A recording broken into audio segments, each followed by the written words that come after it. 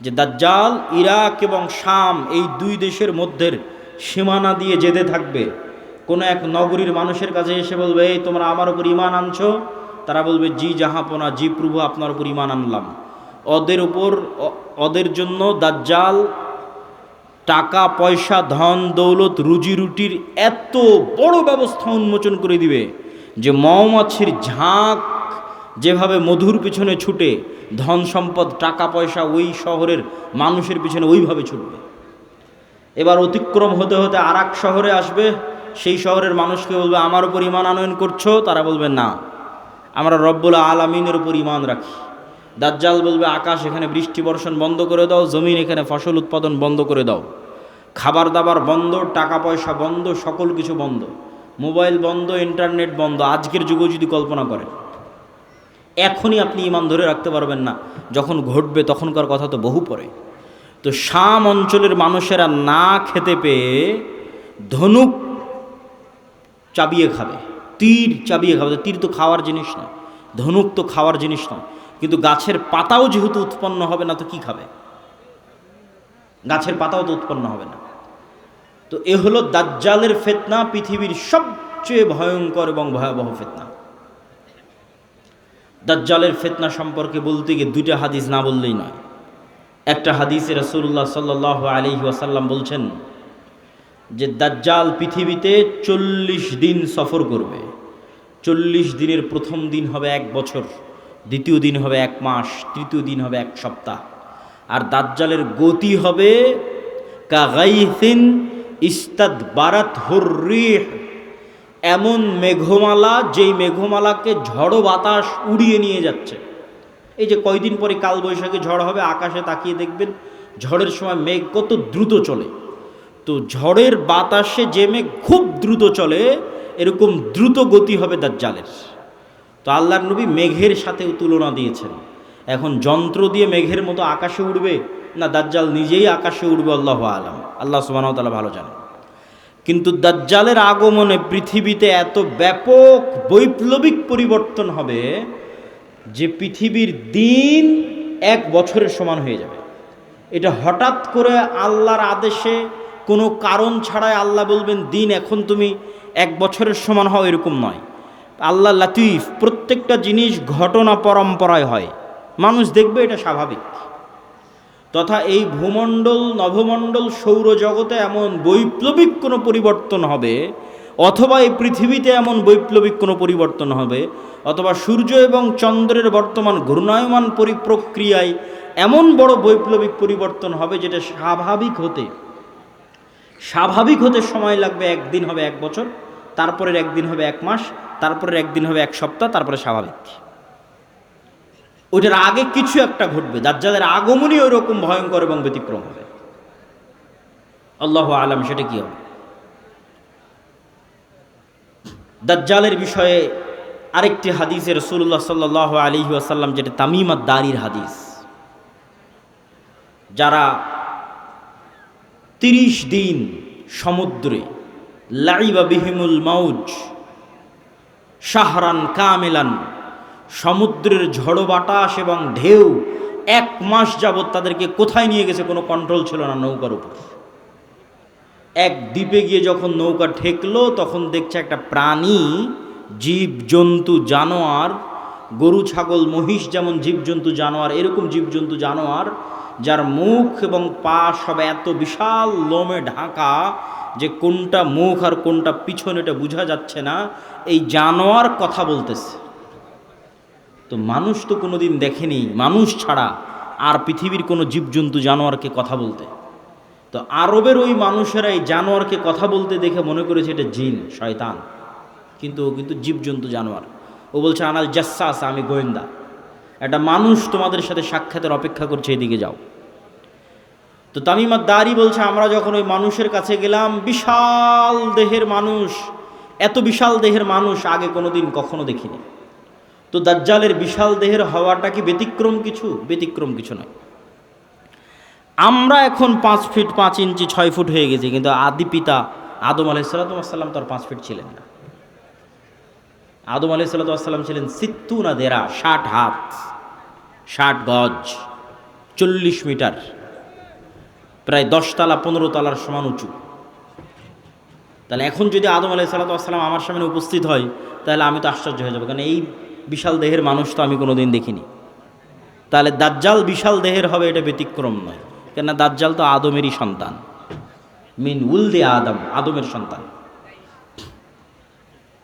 তো তার হাত, তার হাঁটু এবং তার কাঁধ এমন শক্ত করে বাঁধা আছে।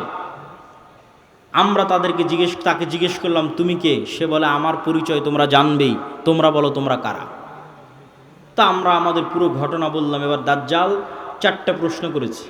নাখাল বাইসান, আইনে জোগার, বহাইরা তাবারিয়া, নাবিয়ুল উম্মিয়িন। বহাইরা তাবারিয়া, sea of Galilee, lake of Tiberias. নাখলে বাইসান, বাইত শিয়ান। আর আইনে জোগার, স্প্রিং অফ জোয়ার। আর নাবিয়ুল উম্মিয়িন, পড়ালেখা জানে না, লিখতে জানে না, পড়তে জানে না এমন নবী। আমাদের নবী মুহাম্মদ সাল্লাল্লাহু আলাইহি ওয়াসাল্লাম লিখতেও জানতেন না, পড়তেও জানতেন না। উনি দেখে যে পড়বেন এটা জানতেন না, কোরআন মুখস্থ করেছিলেন। প্রিয় উপস্থিতি, তো দাজ্জাল তাদেরকে এই যে 4টে জিজ্ঞেস করলো, 4টে জিজ্ঞাসার প্রথম 3টে জিজ্ঞাসার সাথে পানি কানেক্টেড আছে, পানি এবং চাষ কানেক্টেড আছে। সি অফ গ্যালিলি, পানির উৎস, বহাইরা তাবারিয়া, ইসরায়েলের সীমানার মধ্যে। এখন এটা ইসরায়েলের সীমানার মধ্যে।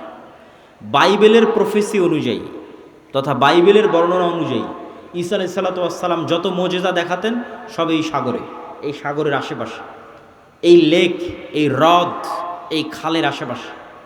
তো দাজ্জাল বলছে একদিন এখানে পানি থাকবে না।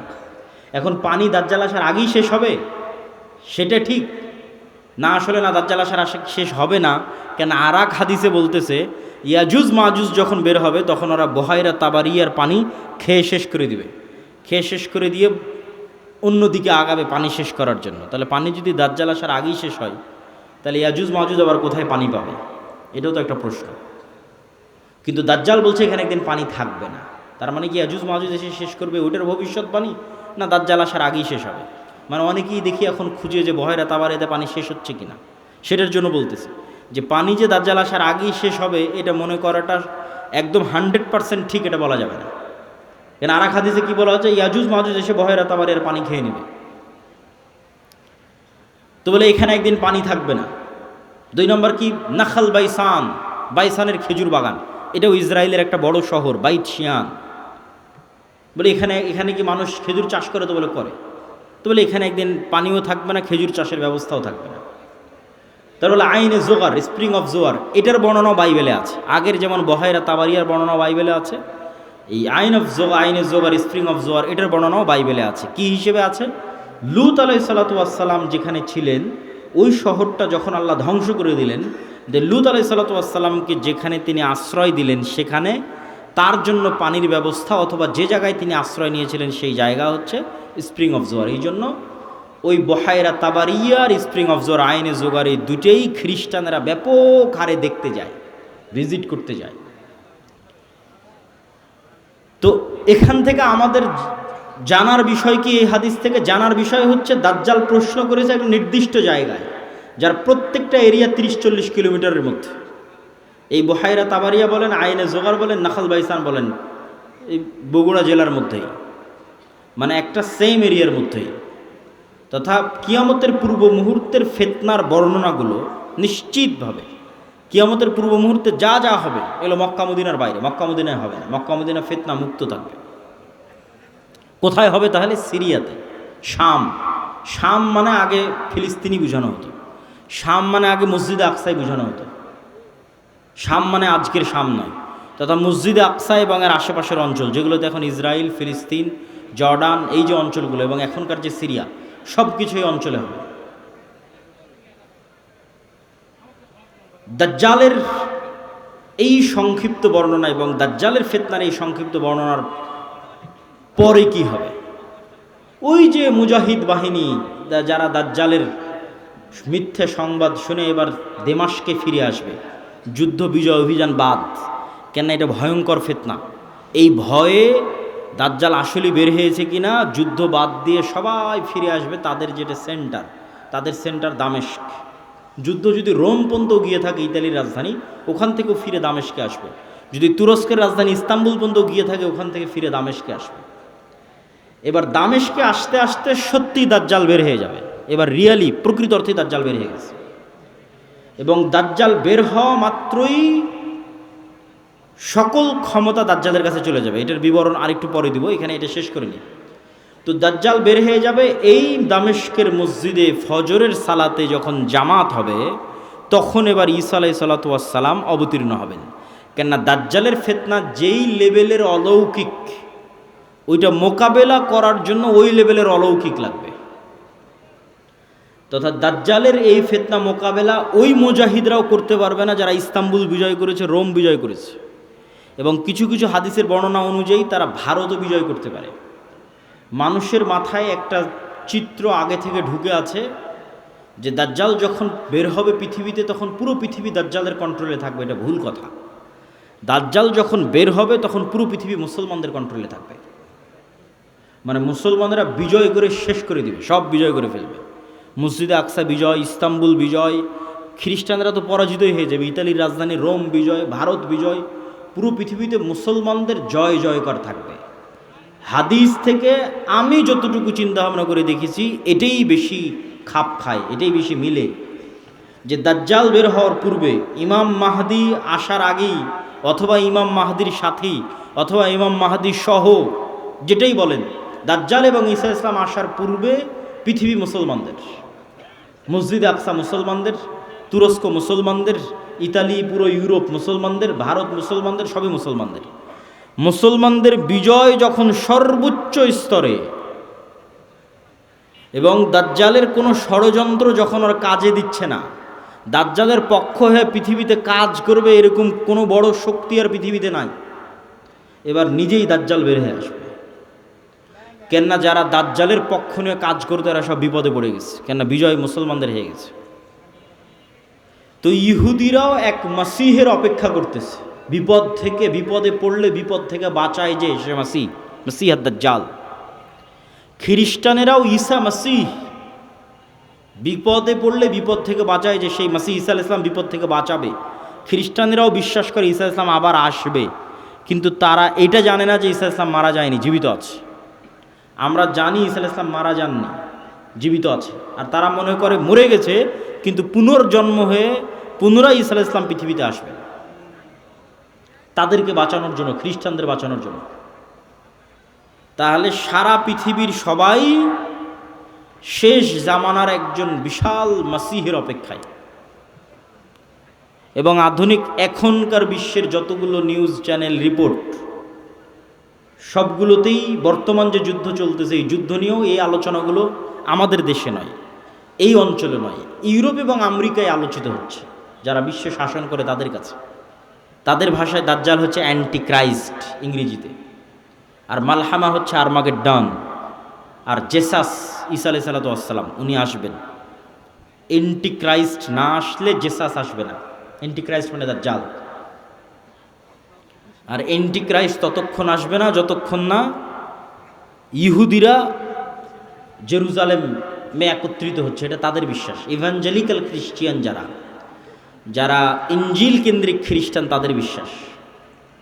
তো ফলত তাদেরও ঈসা আলাইহিস সালামকে নিয়ে আসতে হবে, ইহুদিদেরও একজন মাসিহ লাগবে। ফলত সবাই সেইটারকে সামনে নিয়ে কাজ করতেছে, যে ওইটা যত দ্রুত ঘটানো যাবে তত দ্রুত মনে করতেছে আমাদের বিজয়। কিন্তু সবার কামনা অনুযায়ী তো কাজ হবে না, সবার চাওয়া অনুযায়ী কাজ হবে না। কেননা সবাই ভুল বুঝবে, ভ্রান্তিতে পা দিবে। কি কি ভ্রান্তিতে পা দিবে বলি? ইহুদিদের আসল মাসিহ যিনি তিনি তো চলে এসেছেন, কিন্তু তারা তো গ্রহণ করেন। ইহুদিদের প্রকৃত মাসিহ তো ছিল মুহাম্মদ সাল্লাল্লাহু আলাইহি ওয়াসাল্লাম নিজেই। মুহাম্মদ সাল্লাল্লাহু আলাইহি ওয়াসাল্লামের অপেক্ষায় তারা মদিনায় গিয়ে বসে থাকতো, অনেক আগে গিয়ে বসেছিল, ইমান তো আনেনি। তো এরা তো মাসিহকে চিনতে পারেনি। ঈসা আলাইহিস সালাম তো মাসিহ চিনতে পারেনি, ইমান আনেনি, ঈসা আলাইহিস সালামকে হত্যা করার চেষ্টা করেছে, নিকৃষ্ট। তো এই জন্য এদের সঠিক মাসিহ এরা পাবে না। এরা দাজ্জালকেই মনে করবে আমাদের মাসিহ, কিন্তু দাজ্জাল তো হবে ভ্রান্ত। এই জন্য দাজ্জালের অনুসারী কারা হবে? ইহুদিরা। রাসূল সাল্লাল্লাহু আলাইহি ওয়াসাল্লাম বলছেন, ইয়াতবাউদ দাজ্জাল ৭০ আলফা ইহুদ মিন আসবাহান, ইরানের ইস্পাহান শহরের ৭০,০০০ ইহুদি দাজ্জালের অনুসারী হবে। তাহলে ইহুদিরা দাজ্জালকে মাসিহ মনে করে দাজ্জালের অনুসারী হবে, কিন্তু দাজ্জাল তো পরাজিত হবে। কিন্তু প্রথম প্রথম যখন দাজ্জাল আসবে তখন তো সব ক্ষমতা দাজ্জালের হাতে, ফলত যে কেউ পথভ্রষ্ট হয়ে যাবে। তো এই অংশের সামারিটা করি। এই অংশের সামারি হচ্ছে, দাজ্জাল এবং ঈসা ইসলাম আসার পূর্বে মুসলমানেরা পৃথিবী বিজয় করবে এবং ইহুদি এবং খ্রিস্টানরা বিপদে পড়বে। যেহেতু ইহুদি এবং খ্রিস্টানরা বিপদে পড়বে, বিশেষ করে ইহুদিরা, তো এখন ইহুদিদের বাঁচানোর জন্য দাজ্জাল বের হবে। এবং যেহেতু দাজ্জালের পক্ষে কাজ করার মতো আর পৃথিবীতে কেউ অবশিষ্ট নাই, এই জন্য এবার দাজ্জাল নিজেই বের হবে। দাজ্জাল যখন নিজেই বের হবে তখন এক নিমিষে, এক সেকেন্ডে সকল ক্ষমতা দাজ্জালের কাছে চলে যাবে। মুসলমানেরা হতভম্ব, হতবিহ্বল হয়ে যাবে। আকাশও বৃষ্টি বর্ষণ করে না, জমিনও ফসল উৎপাদন করে না, দুর্ভিক্ষই নিয়তি ঈমান নিয়ে বাঁচার জন্য। তথা সেই সফল যে বলবে আমি মরতে প্রস্তুত কিন্তু ঈমান বিক্রি করতে প্রস্তুত নয়। সেই সফল যার একটা টাকার প্রতি অবৈধ লোভ নাই, অবৈধ একটা টাকার প্রতি ন্যূনতম লোভ নাই। আপনি নিজেই নিজের আত্মা এবং নফসকে চেক করেন যে আপনার একটা টাকার প্রতি যদি, অবৈধ টাকার প্রতি যদি ন্যূনতম লোভ থাকে, আপনি দাজ্জালের ফিতনা থেকে বাঁচতে পারবেন না। পরকালে যার বিশ্বাস সর্বোচ্চ পর্যায়ে, পরকালে যার বিশ্বাস সর্বোচ্চ লেভেলে, ও দাজ্জালের ফিতনা থেকে বাঁচতে পারবে। আসহাবুল উখদুদ ওয়াস সামাই যাতিল বুরুজ ওয়াল ইয়াউমিল মাউউদ ওয়া শাহিদুন ওয়া মাশহুদ কুতিলা আসহাবুল উখদুদ। ওদের বলা হলো হয় ঈমান না হয় সামনে আগুন, ঝাঁপিয়ে পড়ো। তো ওরা বলল আমরা আগুনেই ঝাঁপিয়ে পড়ব। তো ওরা আগুনে কেমনে ঝাঁপিয়ে পড়বে, এটা ছাড়া সম্ভব নয় ঝাঁপিয়ে পড়া, যদি ওই আগুনে জান্নাত না দেখে। আর নিজের বাড়িতে যে এসি রুম আছে ওখানে জাহান্নামের আগুন জ্বলতেছে। তো ওরা এটা বিশ্বাস করে যে আমি যদি আমার এসি রুমে ফিরে যাই ঈমান পরিত্যাগ করে, তাহলে ওই এসিরা বাতাস নয়, এটা জাহান্নামের আগুন। আর যদি সামনের আগুনে ঢুকে যায় তাহলে এটা আগুন নয়, এটা জান্নাত। তো এই সেম ঘটনা তো দাজ্জালের সময় হবে। দাজ্জালের জান্নাতে যে ঢুকবে ও ঢুকে গেল জাহান্নামে, আর দাজ্জালের জাহান্নামে যে ঢুকবে ও ঢুকে গেল জান্নাতে। তাহলে পরকালের উপর ইয়াকিন না থাকলে তো আপনি দাজ্জালের ফিতনা থেকে বাঁচতে পারবেন না। তাহলে এবার দাজ্জালের আবির্ভাবের পর সারা পৃথিবীর সব মুমিন মুসলমান বিপদে, কোনো খাবার নাই, অসহায়, কিচ্ছু নাই। এবার বিপদগ্রস্ত মুমিন মুসলমানদের বাঁচানোর জন্য আসবে ঈসা আলাইহিস সালাম। এই হলো প্রেক্ষাপট। তাহলে শুরুতে বিপদে ইহুদি খ্রিস্টানেরা, বাঁচাতে আসবে দাজ্জাল। সব ক্ষমতা তখন দাজ্জালের কাছে। বিপদে এবার মুসলমানেরা। কোন মুসলমানেরা? যারা সব দেশ বিজয় করে শেষ করে দিয়েছে। তুরস্ক বিজয় করেছে, মসজিদে আকসা, ভারত, তারপরে ইতালি, সব বিজয় শেষ করে দিয়েছে। ওরা এখন চরম বিপদে। এবার ওদেরকে বাঁচানোর জন্য আসবে ঈসা আলাইহিস সালাম। তো ঈসা আলাইহিস সালামও এমন অলৌকিক ক্ষমতা নিয়ে আসবেন যে তার নিঃশ্বাস যতদূর পর্যন্ত যাবে, নিঃশ্বাসে কাফের মারা যাবে। আল্লাহু আকবার, আল্লাহু আকবার। নিঃশ্বাসের স্পর্শে কাফের মারা যাবে, রাসূল সাল্লাল্লাহু আলাইহি ওয়াসাল্লাম বলেছেন। আর ঈসা আলাইহিস সালামের অলৌকিকত্ব এত টপ লেভেলের হবে যে দাজ্জালকে আলাদা করে হত্যা করা লাগবে না। দাজ্জাল যদি শুধু দেখে ঈসা আলাইহিস সালামের দিকে, ইয়াজুবু কামা ইয়াজুবুল মা, পানিতে লবণ দিলে যেভাবে গলে যায় সেভাবে গলে যাবে, ছেড়ে দিলে গলেই মারা যাবে। কিন্তু ঈসা আলাইহিস সালাম ছাড়বেন না, নিজে হাতে হত্যা করবেন। যেখানে হত্যা করবেন ওটাও ইসরায়েলের সীমানার মধ্যে। ইসরায়েলের বর্তমান রাজধানী তেল আবিব থেকে অতি নিকটে বাবে লুদ নামক জায়গায় দাজ্জালকে ঈসা আলাইহিস সালাম হত্যা করবেন। তো যেই ঈসা আলাইহিস সালাম এবং যেই মুমিন মুজাহিদেরা পৃথিবীর সবচেয়ে বড় ফিতনা দাজ্জালকে হত্যা করলো, তাদেরকে এবার আল্লাহ বলবে তোমরা তো এত বড় ফিতনা মোকাবেলা করলা, এখন আমার এমন একদল বান্দা বের হবে, ইয়াখরুজু ইবাদি লা ইয়াদানি লি আহাদিন, কারো পক্ষে সম্ভব নয় যে আমার ওই বান্দাদের মোকাবেলা করে। ঈসা আলাইহিস সালাম এত বড় নবী, তিনি পৃথিবীর সবচেয়ে বড় ফিতনা দাজ্জালকে হত্যা করলেন, তাকে আল্লাহ বলছে তুমিও পারবা না। এখন যারা বের হবে, অতএব মুমিন মুজাহিদদের নিয়ে তুমি তুর পাহাড়ে আশ্রয় নাও। তাহলে ঘটনার ক্ষেত্রগুলো দেখেন। তুরস্ক এবং সিরিয়ার সীমান্তবর্তী অঞ্চল, সিরিয়ার রাজধানী দামেস্ক, মসজিদে আকসা, বাবে লুদ যেখানে দাজ্জালকে হত্যা করা হলো, তুর পাহাড়, এই এরিয়াগুলোতে এই ঘটনাগুলো ঘটতেছে। শেষ সময়ের ঘটনা এখানেই ঘটবে, শামে ঘটবে। তো তুর পাহাড়ে আশ্রয় নেওয়ার পর কারা বের হবে? ইয়াজুজ আর মাজুজ। ইয়াজুজ মাজুজের সংখ্যা কত বেশি?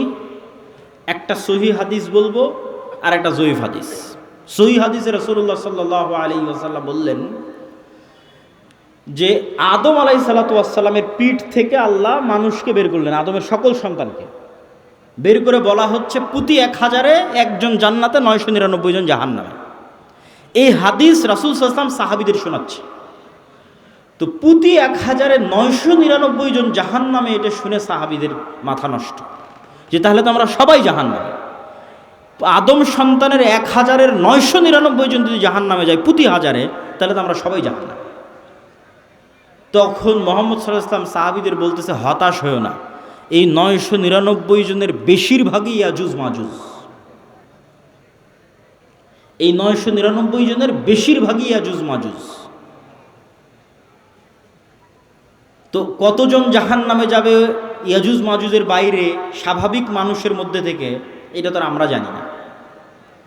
তো এই জন্য নির্ধারিত করে বলা মুশকিল, কিন্তু এতটুকু অন্তত বোঝা যায়, আইডিয়া করা যায় যে আদম আলাইহিসসালাতু ওয়াসসালাম থেকে নিয়ে কিয়ামত পর্যন্ত যত মানুষ আসবে তাদের কয়েক শত গুণ হচ্ছে ইয়াজুজ মাজুজ। এই হাদিস থেকে অন্তত এতটুকু বোঝা যায় যে আদম থেকে নিয়ে কিয়ামত পর্যন্ত যত মানুষ আমরা হব, এত মানুষের কয়েক শত গুণ হচ্ছে ইয়াজুজ মাজুজ। আর জয়ীফ হাদিসটা কি? জয়ীফ হাদিসটা হচ্ছে যে ইয়াজুজ মাজুজের এক প্রজন্ম তার জীবদ্দশায় 1000 প্রজন্মকে দেখে। বুঝেন, আমরা মানুষ জীবদ্দশায় সর্বোচ্চ 2টা প্রজন্ম দেখি অথবা 3টা প্রজন্ম। আমি, আমার বাপ, আমার দাদা, আমার দাদা তার ছেলেকে দেখেছে, তার ছেলে আব্দুল্লাহকে দেখেছে, তাহলে 2 প্রজন্ম দেখেছে, দেখতেই দুনিয়া থেকে শেষ। তো ইয়াজুজ মাজুজের এক প্রজন্ম তাদের জীবদ্দশায় 1000 প্রজন্মকে দেখে। তাহলে কিভাবে তাদের জন্ম বৃদ্ধি হার এবং কিভাবে তাদের বৃদ্ধির হার, এটা সব উলদে আদম, আদমের সন্তান। তো এরা পৃথিবীতে বের হয়ে সব পানি, ফসল আদি যা আছে সব খেয়ে শেষ করবে, এবং তাদের এই ভয়ঙ্কর ভয়াবহতায় তুর পাহাড়ে ঈসা আলাইহিসসালাতু ওয়াসসালাম বিপদে মুমিন মুজাহিদদের নিয়ে, খাবার নাই, ওই সেম কষ্ট, দাজ্জাল থাকতে যে কষ্ট ছিল ওই কষ্ট। এখান থেকে আপনি আরেকটা জিনিস শিখেন যে আপনি কত বড় নবী, কত বড় উলিয়া, কত বড় মুজাহিদ, তাও আল্লাহ আপনাকে কিভাবে বিপদ দিয়ে পরীক্ষা করতেছে। কেমন বিপদ? এত বড় নবী, তাও খাবার নাই। যে নবী নিজে হাতে দাজ্জালকে হত্যা করেছে, তার খাবার নাই, সে নবী এখন আল্লাহর কাছে কাঁদতেছে যে আল্লাহ এই বিপদ থেকে বাঁচান। তো এই জন্য সবসময় আল্লাহর সামনে নত, আল্লাহর সামনে সাহায্য, এটা ছাড়া কোনো রাস্তা নাই। তো ঈসা আলাইহিস সালামের কান্নাকাটি এবং মুমিন মুজাহিদদের কান্নাকাটিতে আল্লাহ সুবহানাহু ওয়া তাআলা ইয়াজুজ মাজুজের শরীরে এক প্রকার পোকামাকড় এবং অসুখ দিবেন। তারা মারা যাবে কেমন করে? হাদিসের বাক্যটা শোনেন, কামাউতি নাফাসিন ওয়াহিদিন। একটা মানুষ মারা গেলে যা হয়, পুরো ইয়াজুজ মাজুজ একসাথে ওইভাবে মারা যাবে, যেন একটা মানুষ মারা গেল। তথা একটা মানুষ মরতে যতটুকু সময় লাগে, পুরো ইয়াজুজ মাজুজ কোটি কোটি, হাজার হাজার ওইভাবে একসাথে, at a time, at a moment, at a second মারা যাবে। তো এবার ঈসা আলাইহিসসালাতু ওয়াসসালাম জমিনে ফিরে আসবেন, তো জমিনে পা রাখার জায়গা নাই। এত কোটি কোটি মানুষ যদি মরে পড়ে থাকে কি অবস্থা হবে? লাশের দুর্গন্ধ। এবার ঈসা আলাইহিস সালাম আবার আল্লাহর কাছে কান্নাকাটি করবে, দোয়া করবে। তখন আল্লাহ সুবহানাহু ওয়া তাআলা রাসূল সাল্লাল্লাহু আলাইহি ওয়াসাল্লামের ভাষা অনুযায়ী আনাকি ইবিলিল বুখত গোত্রের উটের কুঁজ যেমন উঁচু হয়, ওই রকম উঁচু কুঁজ বিশিষ্ট একদল পাখিকে পাঠাবেন, যেই পাখি হাজার হাজার কোটি কোটি লাখ লাখ লাশকে নিয়ে যায় এমন জায়গায় ফেলে দিবে যেখানে মানুষ বসবাস করে না। উত্তর মেরু হোক, দক্ষিণ মেরু হোক, সাইবেরিয়া হোক, যেখানে হোক, আল্লাহ ভালো জানেন, যেখানে আল্লাহ বলবেন। তারপরে আসমান বৃষ্টি বর্ষণ করে এই জমিনকে পরিষ্কার করে দিবে। তারপরে ঈসা আলাইহিসসালাতু ওয়াসসালামের শাসন চলবে হাদিস অনুযায়ী 7 বছর, আর বাইবেলের বর্ণনা অনুযায়ী 1000 বছর। তো 7 বছর ঈসা আলাইহিসসালাতু ওয়াসসালামের এই শাসনে এতটা নিরাপত্তা এবং শান্তি বিরাজ করবে যে এতদিন যত যুদ্ধ বিগ্রহের সামগ্রী ছিল এগুলো কাজে লাগবে না, ওগুলো জ্বালিয়ে পুড়িয়ে দেওয়া ছাড়া কোনো কাজ নাই। আর এত বরকত আসমান এবং জমিন উন্মুক্ত করে দিবে যে একটা ডালিম একটা গ্রাম খাবে, একটা গাভীর দুধ একটা পুরো বংশ খাবে, এত বরকতে আল্লাহ পরিপূর্ণ করে দিবে। তারপরে এক শীতল বাতাসে মুমিন, মুসলিম এবং ঈসা আলাইহিস সালাম সবাই মারা যাবে, শুধু ফাসিক এবং ফাজেরেরা পৃথিবীতে থাকবে। এবার যত হাদিস শুনেছেন এই ধরনের, যে পৃথিবীতে এমন একদিন আসবে যে কোরআন পড়ার কেউ থাকবে না, এখন সেগুলো আল্লাহ নাম নেওয়ার কেউ থাকবে না, এগুলো ঈসা আলাইহিস সালামের মরার পর। মানুষ জেনায় লিপ্ত হবে খোলা মাঠে কুকুর শ্রীগালের মতো, লজ্জা বুঝবে না, এগুলো ঈসা আলাইহিস সালামের আগে নয়। ঈসা আলাইহিস সালামের আগে কোরআন থাকবে, দিন থাকবে, এটা তো পূর্ণতায় পৌঁছে যাবে। এখন পতন দেখতে পাচ্ছেন, কিন্তু আল্লাহ মুতিম্মু নূরিহি আগেই বলে নিয়েছে আয়াতগুলো, এই দিন তো সারা পৃথিবী বিজয় করবে, আর এই বিজয় ধারা তো ঈসা আলাইহিস সালামের আসার আগেই শুরু হয়ে যাবে। তাহলে কিভাবে কোরআন হাদিস শেষ হবে? শেষ হবে না, এগুলো আরও বাড়বে। কিন্তু এটা শেষ যে হবে সেটা কখন? ঈসা আলাইহিস সালামের মরার পর। তখন আর নাই, তখন কোরআন নাই, হাদিস নাই, আল্লাহর নাম নাই, মানুষের লজ্জা উঠে যাবে। এই ফাসিক ফাজরের উপর আল্লাহ সুবহানাহু ওয়া তাআলা কিয়ামত কায়েম করবেন। প্রিয় উপস্থিতি, আমি আমার বক্তব্য দীর্ঘায়িত করতে চাই না। এই পুরো ঘটনা থেকে যা বড় মুনকিরে হাদিস দৌড়ায়, দুইটাই মুনকিরে হাদিসেরাও ভিডিওর পর ভিডিও দেয়, বলে যেটা কোরআনে না এটা বিশ্বাস করবে না। কোরআনে কিন্তু ইয়াজুজ মাজুজের কথা আছে, দাজ্জালের কথা নাই, বলে যেটা কোরআনে না এটা বিশ্বাস করবে না। আবার একদল নাস্তিক বলে যে এই পৃথিবীর স্যাটেলাইট ক্যামেরা সব আছে, কই তোমার দাজ্জাল, কই তোমার ইয়াজুজ মাজুজ। একটা ছোট্ট তথ্য দিয়ে রাখি, মানুষ মহাকাশ সম্পর্কে যা জানে এই মাটির নিচ সম্পর্কে তাও জানে না।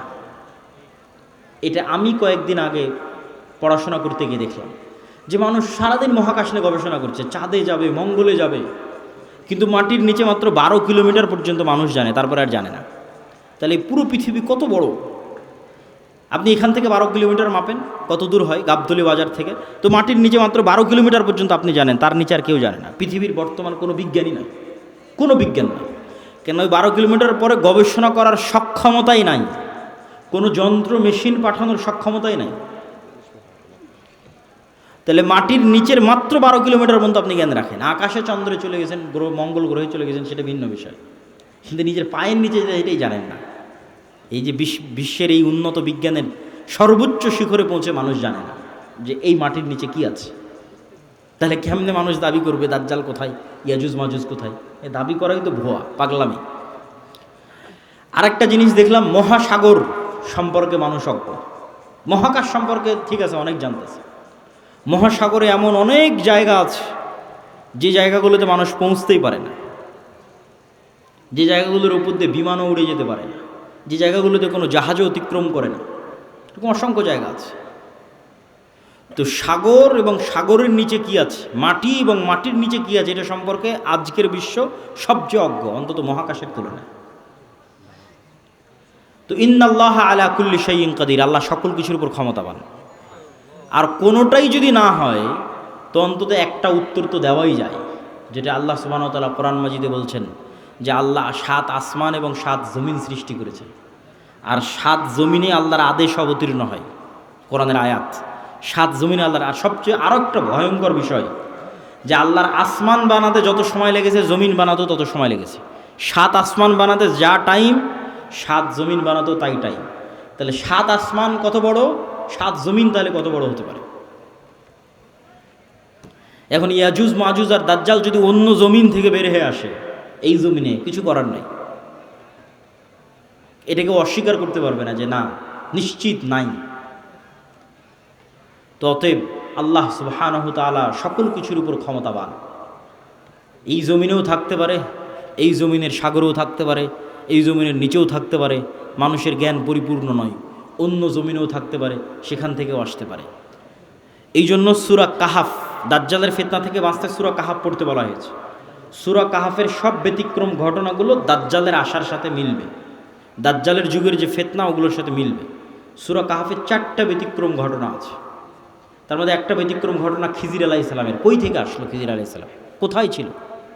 বলে মাছ যেখানে জীবিত হয়ে যাবে সেখানে খিজির আছে, তুমি মাছ ভেজে নিয়ে রওনা দাও, যেখানে মাছ জীবিত হয়ে যাবে ওখানে খিজির আছে। তো খিজির আলাইহিস সালাম জিজ্ঞেস করতেছে যে সালাম কিভাবে? মুসা আলাইহিস সালাম সালাম দিচ্ছে, সালাম জান্নাতের সালাম দুনিয়াতে কিভাবে?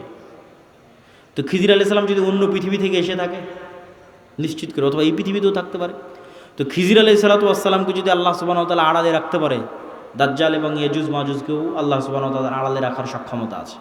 তো ওই দাজ্জালের সময়ের ফিতনার সাথে এই সূরা কাহাফের ঘটনাগুলো মিলবে, আসহাবে কাহাফ। আসহাবে কাফের কথা বলতে গিয়ে আল্লাহ বলছেন অহুম আইকাজ, তাদেরকে আমি ঘুমিয়ে রেখেছি, কিন্তু মানুষ দেখলে মনে করবো ওরা জেগে আছে। আপনি দেখলে মনে করবেন এই মানুষটা জেগে আছে, কিন্তু ওরা নিজেরাও বুঝতে পারছে ওরা ঘুমিয়ে আছে। আল্লাহও বলছেন ঘুমিয়ে আছে। এইভাবেই 309 বছর পার হয়ে গেছে। ওরা ঘুম থেকে উঠে মনে করছে যে কই, আমরা তো অল্প কিছুক্ষণ মনে হয় শুয়েছিলাম, ঘুমিয়েছিলাম, কিন্তু 300 বছর পার হয়ে গেছে। তো সময়ের যে আপেক্ষিকতা, এটার কন্ট্রোল আল্লাহর হাতে। এই আপেক্ষিকতার প্রভাবিত মানুষ দেখবে যে একদিন হয়ে যাবে 1 বছরের সমান। তো পৃথিবীতে অবশ্যই ব্যাপক কোনো পরিবর্তন ঘটবে, যেটার প্রভাবে 1 বছর, 1 মাস, 1 সপ্তাহ। সেটা কি আল্লাহ সুবহানাহু ওয়া তাআলা ভালো জানে। তো প্রিয় উপস্থিতি, এই 1 নাম্বার কর্তব্য কি, সংক্ষিপ্ত বক্তব্য শেষ করে দিচ্ছি, এগুলোর উপর ঈমান রাখা। 2 নাম্বার কি, যে কোনো মুহূর্তেই দাজ্জাল বের হতে পারে, যে কোনো মুহূর্তে কিয়ামত হতে পারে। কথা এটাই ঠিক। রাসূল সাল্লাল্লাহু আলাইহি ওয়াসাল্লাম আশঙ্কা করতেন দাজ্জাল মনে হয় এখনই বের হয়ে গেল। এরকম অনেকগুলো ঘটনা আছে হাদিসে। ইবনে সাইয়াদের ঘটনাগুলো বেশি, তার মধ্যে প্রসিদ্ধ। তো ফিতনা তো সবসময়ই চলছে। তো ফিতনার সময় আপনি বেঁচে থাকবেন, ঈমান নিয়ে বেঁচে থাকবেন, এটার 2টা কাজ: পরকালের প্রতি সর্বোচ্চ জ্ঞান, সর্বোচ্চ ইয়াকিন, এবং অবৈধ 1 টাকার উপরে, অবৈধ ধন সম্পদ ক্ষমতার উপর ন্যূনতম লোভ না থাকা। এবং সফলতা এটা নয় যে আপনি বাড়ি গাড়ি টাকা পয়সার মালিক হবেন। সফলতা এটা যে আপনি ঈমান এবং সালাত অবস্থায় পৃথিবী থেকে বিদায় নেবেন, এটাই সফলতা। তো আল্লাহ সুবহানাহু ওয়া তাআলা যেন আমাদের ঈমান অবস্থায়, সালাত অবস্থায় পৃথিবী থেকে বিদায় নেওয়ার তৌফিক দান করে, বলেন আল্লাহুম্মা আমিন। কেন আমাদের ঈমান অবস্থায় বিদায় নিতে হবে? এত লম্বা ঘটনা বলে এই পুরো ঘটনার উপর একটু পানি দিয়ে একটা কথা বলে, সেটা হচ্ছে ঈসা আলাইহিস সালাম যখন আসবে, ইমাম মাহদি যখন আসবে, দাজ্জাল যখন আসবে, তখন কি নতুন কোনো দিন আসবে নাকি? নতুন কোনো কোরআন আসবে নাকি? নতুন কোনো হাদিস আসবে নাকি? কোরআন এবং হাদিস তো এইটাই যেটা এখন আছে। তাহলে সবচেয়ে বড় ঘটনা তো আগেই ঘটে গেছে, মুহাম্মদ সাল্লাল্লাহু আলাইহি ওয়াসাল্লামের আসা এবং কোরআনের প্রেরিত হওয়া। তাহলে ঈসা আলাইহিস সালাম যেই কোরআনের উপর আমল করবেন ওটা আপনার কাছে আছে। ইমাম মাহদি যেই কোরআন দিয়ে রাষ্ট্র চালাবে ওটা আপনার কাছে আছে। আর দাজ্জাল যেই নবীকে মানতে বলতেছে, ওই নবী চলে যাওয়ার 1400 বছর হয়ে গেছে। তাহলে কাজ আমাদের কাছে আছে।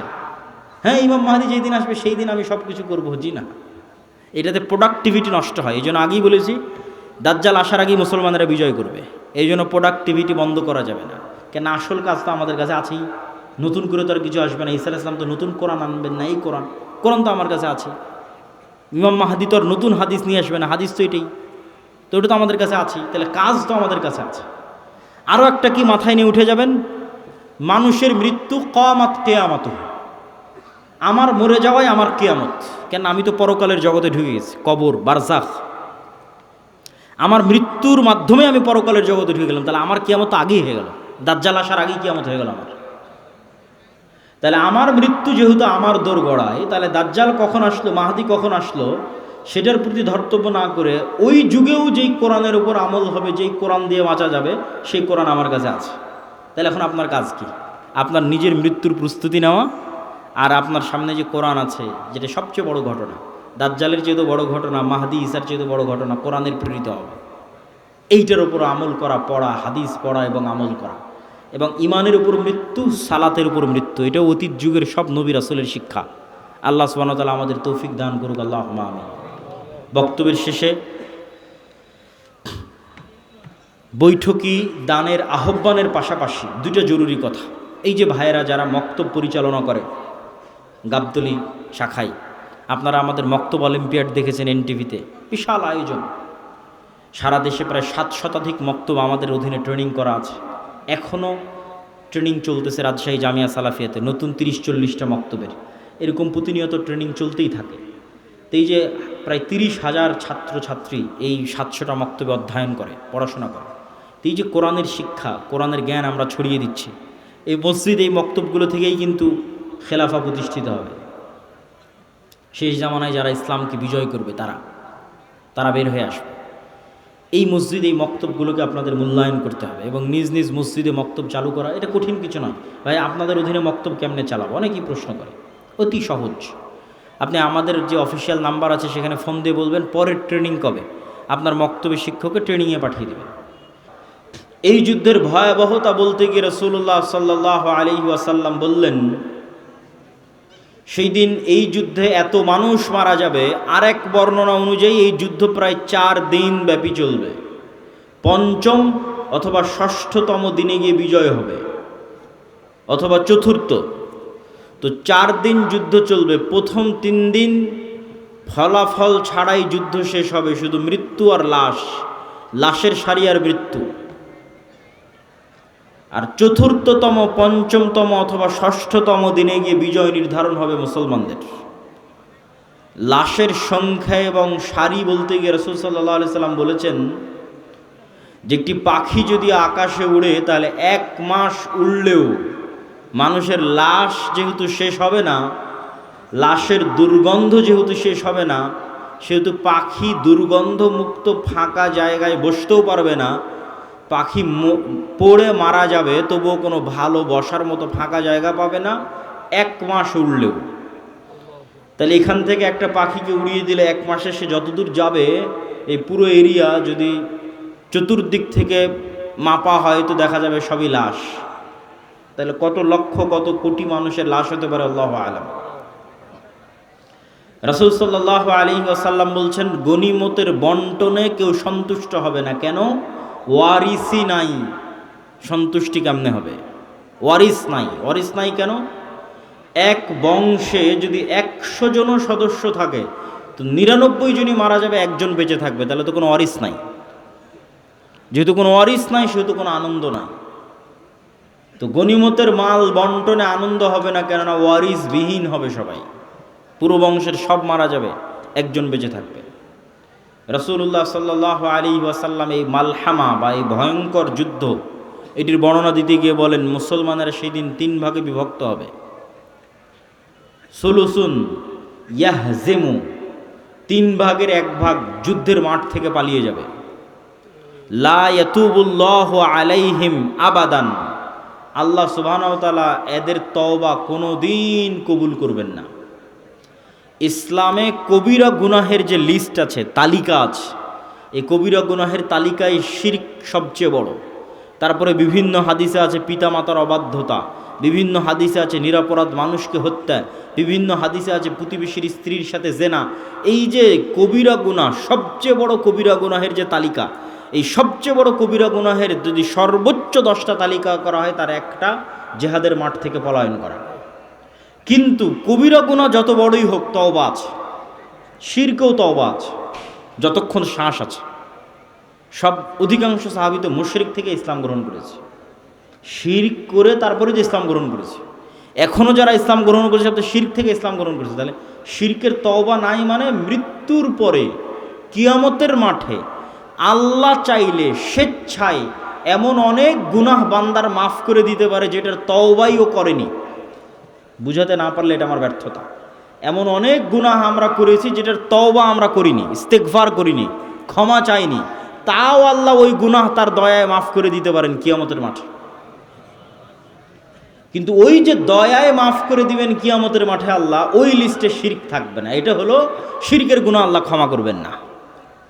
যে বান্দা যদি লাউ আতাইতুম, তুমি যদি আসো বিকরাবিল আরদি খাতায়া, আসমান জমিন পূর্ণ গুনাহ নিয়ে, তাহলে আমি আল্লাহ আসমান জমিন পূর্ণ ক্ষমা নিয়ে উপস্থিত হব। তো এই যে আসমান জমিন পূর্ণ গুনাহের কোনো গুনাহ আপনি জানেন, কোনো গুনাহ ভুলে গেছেন, কোনোটার তওবা করেছেন, কোনোটা করেননি, তাও আল্লাহ দয়া করে মাফ করে দিবে। কিন্তু করবেন না কোনটা? শিরক। কিন্তু যতক্ষণ শ্বাস আছে ততক্ষণ সব গুনাহের ক্ষমা আছে, শিরকেরও ক্ষমা আছে। তো রাসূল সাল্লাল্লাহু আলাইহি ওয়াসাল্লাম বলছেন, যারা ওই যুদ্ধের মাঠ থেকে পলায়ন করবে এদের তওবা কবুল হবে না।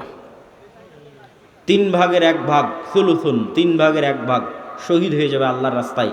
রাসূল সাল্লাল্লাহু আলাইহি ওয়াসাল্লাম বলছেন তারা হচ্ছেন আফজালু শুহাদাইল আরজ, পৃথিবীর সর্বশ্রেষ্ঠ শহীদ। আল্লাহু আকবার। তারপরে বলছেন 3 ভাগের বাকি 1 ভাগ তো পালিয়ে গেল, 1 ভাগ মরে শেষ, আর 1 ভাগ তারা বিজয়ী হবে। এরা বিজয়ী হওয়ার পর এই বিজয়ী দল ইয়াফতাতিহুনাল কুসতুনতুনিয়া, কনস্টান্টিনোপল বিজয় করবে। এই কনস্টান্টিনোপল, কুসতুনতুনিয়া হচ্ছে আজকের তুরস্কের ইস্তাম্বুল, যেটা দীর্ঘদিন তুরস্কের রাজধানী ছিল। এখন রাজধানী আঙ্কারা, কিন্তু ইস্তাম্বুল সবচেয়ে ঐতিহাসিক শহর। সুলতান মুহাম্মদ আল ফাতেহ ইস্তাম্বুলকে বিজয় করেছিলেন। কিন্তু হাদিসের ভাষায় বোঝা যাচ্ছে কিয়ামতের পূর্ব মুহূর্তে, দাজ্জাল প্রকাশের পূর্ব মুহূর্তে পুনরায় মুসলমানেরা তুরস্ক বিজয় করবে, তথা মুসলমানদের বর্তমান যে তুরস্ক মুসলমানদের হাতে আছে এটি মুসলমানদের হাতে নাও থাকতে পারে। না হলে কনটেক্সট মিলানো কঠিন যে কিয়ামতের পূর্ব মুহূর্তে মুসলমানেরা তুরস্ক কিভাবে বিজয় করবে।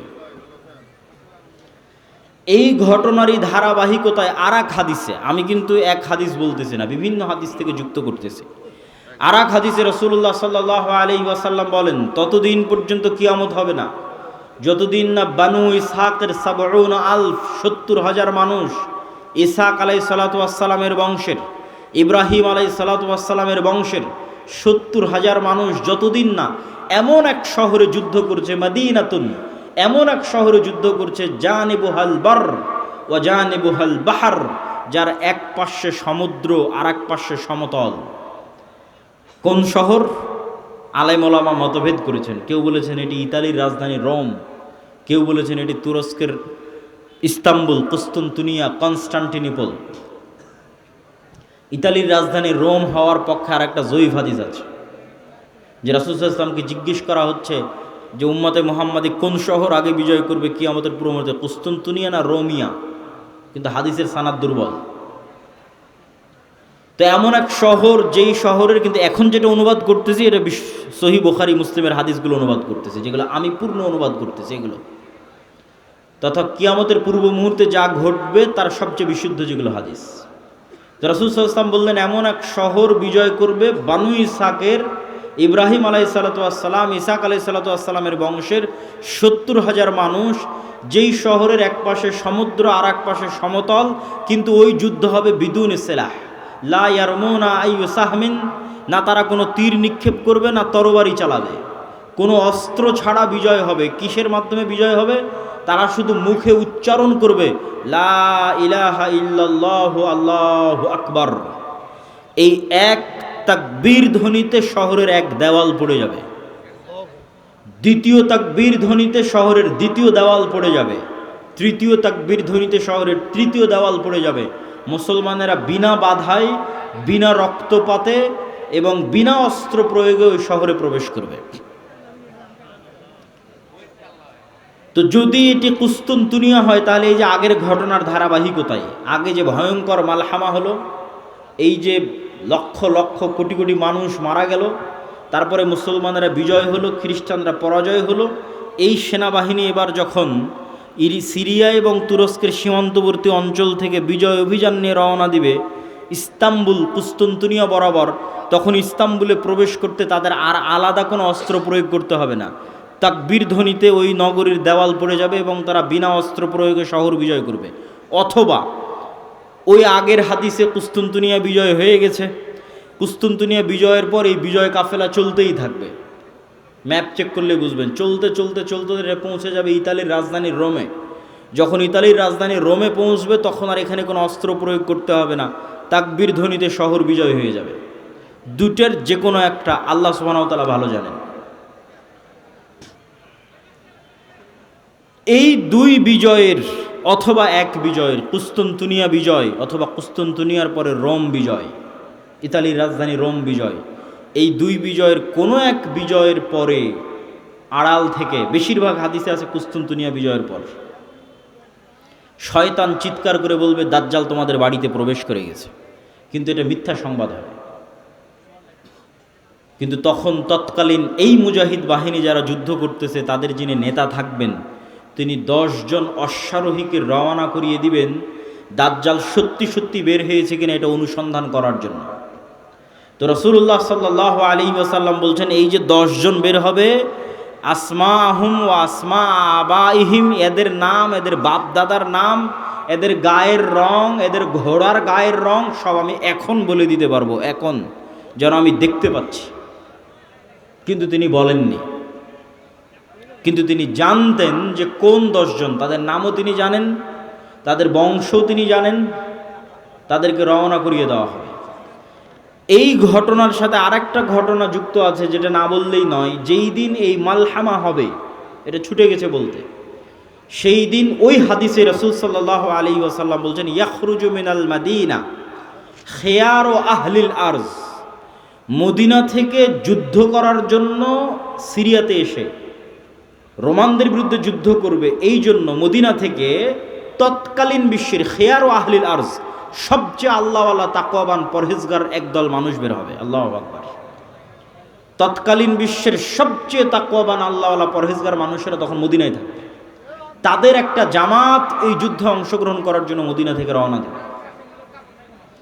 তখন এই রোমান খ্রিস্টান এম্পায়ারের সেনাবাহিনীরা বলবে, মদিনার মানুষ তোমাদের এখানে কাজ কি?